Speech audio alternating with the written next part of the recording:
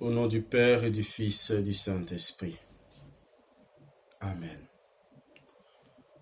Dieu notre Père, nous voulons te bénir et te glorifier. Nous voulons te célébrer pour cet enseignement dont tu donnes de partager sur les ondes des réseaux sociaux. Je voudrais te bénir pour ton fils et ta fille qui est en train de maintenant lire cette vidéo. Sois loué et glorifié, que ton Esprit Saint conduise ce moment. Par Jésus, le Christ, notre Seigneur. Amen. Chers frères et sœurs, je vous salue dans le nom de notre Seigneur Jésus-Christ. Je suis votre serviteur Marie-David Sérifou de la communauté Notre-Dame de la Délivrance et de toute grâce. Alors, comme promis, il s'agit en ce temps de la Pentecôte de pouvoir donner une exhortation qui définit les raisons pour lesquelles il faudrait rechercher toujours une effusion du Saint-Esprit. Alors, le thème que nous voulons partager est celui-ci. Pourquoi une effusion du Saint-Esprit dans ta vie ou pour ta vie? Réponse simple, c'est la suivante. C'est que si nous voulons nous référer à cette pensée de Saint Séraphin de Sarov, il disait que le but de la vie chrétienne consiste à être rempli du Saint-Esprit, à acquérir le Saint-Esprit et à être rempli de celui-ci. Alors, nous comprenons que sans le Saint-Esprit, nous ne pouvons pas être réellement chrétiens. Sans le Saint-Esprit, nous ne pouvons pas croire réellement que Jésus-Christ est Seigneur et Sauveur. Sans le Saint-Esprit, nous ne pouvons pas avoir toutes les vertus, les qualités qu'il faut parce que son nom est dit saint. Et nous savons bien que dans l'Église, chaque nom implique une mission. C'est pourquoi il est très important, bien-aimé, pendant que tu reçois cette vidéo, de pouvoir savoir que le Saint-Esprit doit être ton compagnon de tous les jours.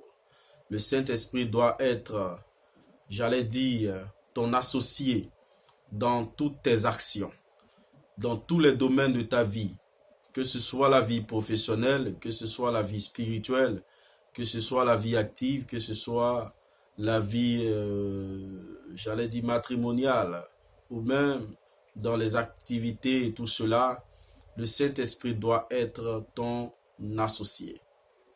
Alors, que faut-il comprendre encore au sujet du Saint-Esprit et de l'effusion du Saint-Esprit? L'épisode biblique nous raconte un fait, en Actes chapitre 1, que les apôtres étaient réunis à la chambre haute. Actes chapitre 1 à Actes chapitre 2. Et ils attendaient pertinemment cette promesse ou l'accomplissement de la promesse que le Christ leur avait faite, qu'il ne les laisserait pas orphelins selon l'évangile de Saint Jean, le chapitre 14. Il les a promis un autre paraclet, un consolateur. Et lorsqu'il viendra le jour de la Pentecôte, les apôtres étaient tous réunis avec Marie, la mère de Jésus, et ses frères et tout le monde. Beaucoup d'autres personnes y étaient à la chambre haute et ils ont expérimenté cette force. Mais ce n'est pas seulement la force qui est tellement importante à ce niveau, mais c'est l'impact qu'a produit la force qui est assez important. Parce que la Bible nous dit qu'après cet événement glorieux de la Pentecôte, les langues de feu qui sont descendues, etc., Pierre qui a reçu ces mêmes langues de feu, il sort et il prêche, il y a 3000 convertis. Mais pensons un peu à Pierre avant qu'il y ait cette réalité, avant qu'il y ait ce phénomène, avant qu'il y ait cet événement. Pierre était celui qui a régné Jésus selon ce que Jésus même avait annoncé à son sujet. Jésus avait dit que Pierre allait le régner. Et c'est arrivé. Pierre était, j'allais dire, dans un sentiment de culpabilité. Pierre éprouvait en lui un regret fort, mais il n'avait pas la force de revenir réellement au Seigneur, ni la force de pouvoir le servir. Et après la Pentecôte, il reçoit l'énergie, ou pendant la Pentecôte, il reçoit la puissance nécessaire pour pouvoir servir le Seigneur efficacement. Et après cela, il met sa foi réellement en mouvement. Pierre est resté ainsi jusqu'à sa crucifixion à lui-même, où il est mort selon les écrits de l'Église, selon, j'allais dire, la tradition ou le magistère. Il est dit qu'il est mort, crucifié, renversé à la place de la basilique de Saint-Pierre de Rome, qui est aujourd'hui le siège de l'Église catholique. Comprenons cela, c'est une réalité. C'est que l'effusion du Saint-Esprit enlève dans notre esprit et dans notre cœur nos peurs. C'est de quoi est-ce que tu as peur, bien-aimé? Lorsque le Saint-Esprit, tu le reçois à profusion et en puissance, il enlève toi tes peurs. C'est pourquoi il faudrait rechercher l'effusion du Saint-Esprit. Car cette effusion te conduit à éliminer toutes tes peurs, toutes les peurs de ton cœur. Quand le Saint-Esprit descend à profusion sur toi, descend avec force et puissance dans ta vie, il enlève toutes tes peurs. Ça, c'est une chose déjà à savoir. Pour les personnes qui étaient armées de timidité, comprenons que l'esprit que nous avons reçu n'est pas un esprit de timidité, mais c'est un esprit de force, nous dit la lettre de Saint Paul apôtre à Timothée. Comprenons cela, bien-aimés. Ensuite, qu'est-ce que c'est quel apport l'effusion du Saint-Esprit produit au niveau de ta vie? Il faudrait comprendre que cela obéit à la communion avec qui? La Sainte Trinité, selon l'ordre de manifestation, de leur manifestation. Car quand tu reçois l'effusion du Saint-Esprit, tu obéis à un principe. C'est que Dieu s'est manifesté en tant que Père. Ensuite, il s'est manifesté en tant que Fils et il se manifeste maintenant en tant qu'Esprit Saint. Donc nous sommes sous l'ère du Saint-Esprit. C'est pourquoi j'aime cette pensée de Zacharie qui disait en Zacharie 4, verset 6b, que ce n'est ni par la force ni par la puissance, mais par mon esprit.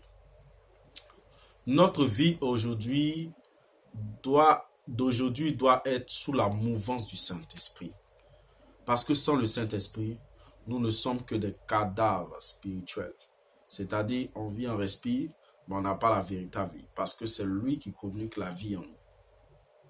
Puisqu'il sort du Christ, qui est le chemin, la vérité et la vie. Il sort du Père créateur des cieux et de la terre, qui a annoncé des oracles à la terre pour que la terre sorte de son chaos à travers son Esprit Saint.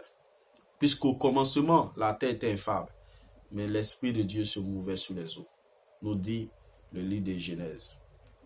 Au-delà encore de cela, il y a un autre principe ou une autre chose à savoir au sujet de l'importance, le pourquoi une effusion du Saint-Esprit, c'est que l'effusion du Saint-Esprit te fait sortir de la solitude. Puisque le Saint-Esprit se présente comme un compagnon, comme un consolateur. Parce que quelqu'un qui se sent comme orphelin, la personne se sent abandonnée, et quand le Saint-Esprit est là, tu ne te sens plus orphelin et tu ne te sens plus dans la solitude. Avis aux âmes seules, avis à tous ceux qui vivent un instant fort de solitude, qui se sentent abandonnés, qui se sentent dans une forme de solitude qui les a conduits dans même le célibat, etc. C'est vrai que tout le monde n'a pas la vocation au mariage, mais comprenons déjà qu'au cœur de ta solitude, si tu as le Saint-Esprit, tu ne vas pas sentir cela comme un désert brûlant, mais un désert, tu le sentiras comme un désert qui fleurira. C'est ce que l'effusion du Saint-Esprit peut apporter aussi dans ta vie. La sortie de toute forme de solitude, pour que tu ne te sentes plus orphelin, car en Jean chapitre 14, le verset 18e, il est dit « Je ne vous laisserai pas orphelin ». Et un autre point à savoir, Au sujet de l'effusion du Saint-Esprit, c'est tout simple, bien-aimé. C'est que l'effusion du Saint-Esprit, c'est un accomplissement, j'allais dire, avec quel mot plus d'explicité, un accomplissement de la promesse, voilà, que le Christ a dû manifester ou exprimer à ses disciples. L'effusion du Saint-Esprit. Pourquoi une effusion du Saint-Esprit? C'est parce que cette effusion, c'est l'accomplissement de la promesse que le Christ a faite au lendemain de son ascension ou pendant son ascension à ses disciples. Je ne vous laisserai pas orphelin. Et en Actes chapitre 1, il est précisé que, attendez, l'heure que Dieu a choisi de manifester sa propre autorité, et vous recevez une puissance, celle du Saint-Esprit, surviendra sur vous. Voilà, vous deviendrez des témoins. Actes chapitre 1, le verset 8e. Bien-aimé, c'est une réalité à percevoir réellement. C'est qu'encore, le Saint-Esprit, c'est lui qui vivifie l'Église. Donc, par l'effusion du Saint-Esprit, tu deviens une pierre angulaire dans l'Église d'aujourd'hui et de demain. Il faudra comprendre encore au-delà de cela que le Saint-Esprit te communique ce qu'on appelle les vertus. Les vertus qui sont cardinales et les vertus qui sont aussi théologales. Vertus cardinales, en quel sens? Il y a la force, il y a la tempérance, il y a encore la prudence, il y a la justice. Vertus théologales, en l'occurrence, la foi, l'espérance et la charité.